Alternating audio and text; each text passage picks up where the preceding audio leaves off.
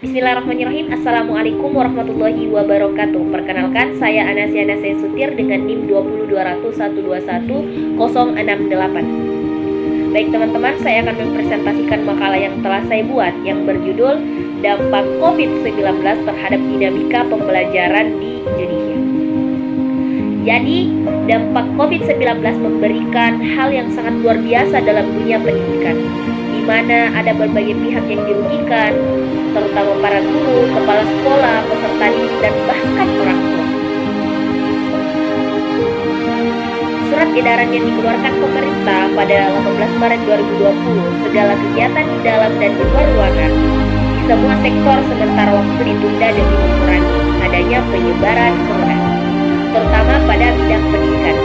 Jadi pada tanggal 24 Maret 2020, Menteri Pendidikan dan Kebudayaan Indonesia mengeluarkan surat darurat penyebaran COVID, di mana dalam surat edaran tersebut dijelaskan bahwa proses pembelajaran dilaksanakan di rumah melalui pembelajaran daring atau dalam jaringan atau disebut dengan pembelajaran jarak jauh.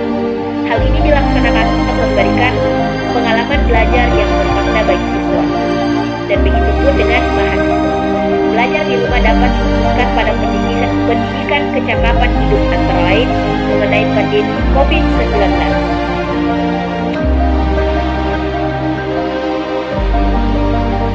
Baik teman-teman, kita akan memasuki bab pembahasan. Yang pertama ada hakikat pembelajaran.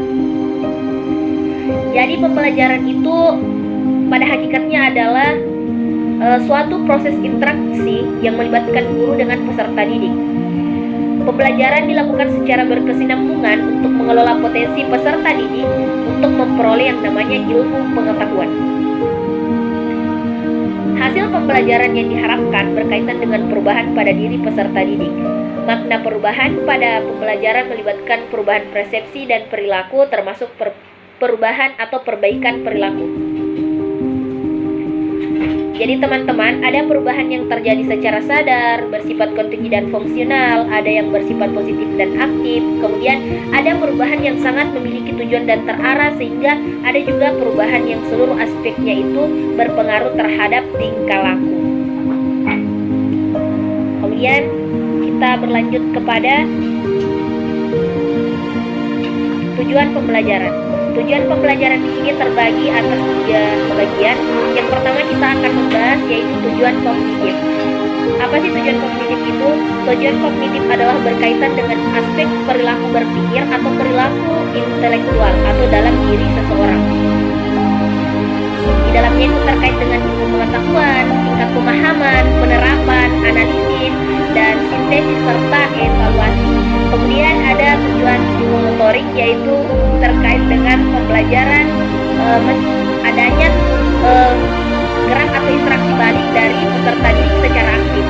Yang pertama ada persepsi, kesiapan, respon pembimbing, respon mekanis, respon kompleks, adaptasi, dan bagaimana tentang kreativitas dari pendidik dan peserta didik. Kemudian ada tujuan afektif. Tujuan afektif itu sendiri adalah tujuan pembelajaran yang mengarah pada pembentukan empatik yang melibatkan perasaan atau emosi dari peserta didik yang tumbuh menjadi manusia yang bisa menghargai dan menghormati orang lain di lingkungannya, yaitu adanya penerimaan, partisipasi, penilaian, serta di dalam organisasi dan pembentukan pola hidup yang baik. Kemudian berbicara soal dinamika pembelajaran. Ada beberapa hal yang sangat berpengaruh dalam suatu proses pembelajaran, yaitu pertama ada kondisi pembelajaran. Jadi kondisi pembelajaran dapat dijelaskan salah satu faktor yang dapat mempengaruhi hasil belajar guru dan peserta didik. Kondisi ini dapat dipahami datang secara internal maupun eksternal. Dan secara internalnya itu sendiri, penentuan metode maupun pengembangan strategi pembelajaran yang dilakukan oleh guru dapat menciptakan suatu kondisi pembelajaran yang baik dan mendorong peserta didik lebih termotivasi mengikuti pembelajaran.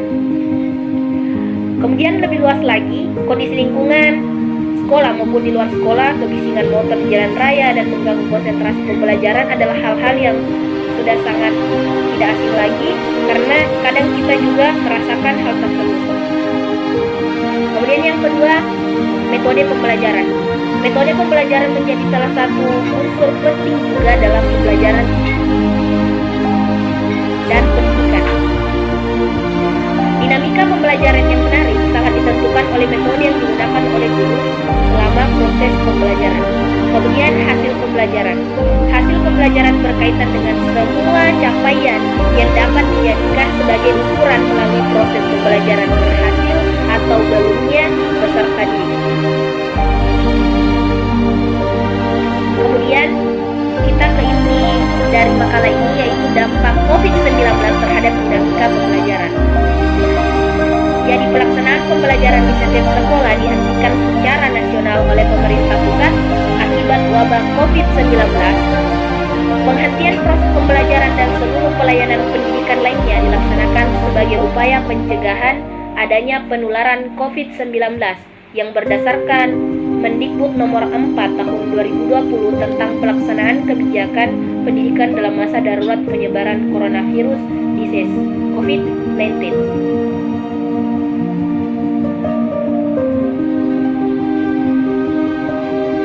Di mana ada dampak-dampak yang ditimbulkan COVID-19 terhadap dunia pendidikan. Yang pertama yaitu sekolah dari rumah. Sekolah dari rumah merupakan istilah dapat mewakili seluruh aktivitas pembelajaran yang dilakukan oleh guru dan peserta didik di rumah masing-masing menggunakan perangkat teknologi yang tersedia. Yang kedua, ada transformasi media pembelajaran. Media pembelajaran menjadi instrumen penting penyampaian pesan dalam proses pembelajaran. Guru menggunakan media untuk memudahkan proses pembelajaran yang dilakukan. Kemudian penyesuaian metode pembelajaran. Metode pembelajaran tidak bisa dipisahkan dari media pembelajaran karena memiliki hubungan yang saling berkaitan. Kemudian ada penyesuaian evaluasi pembelajaran. Evaluasi merupakan upaya pengendalian suatu pembelajaran yang mendorong adanya pemahaman yang baik dari peserta didik.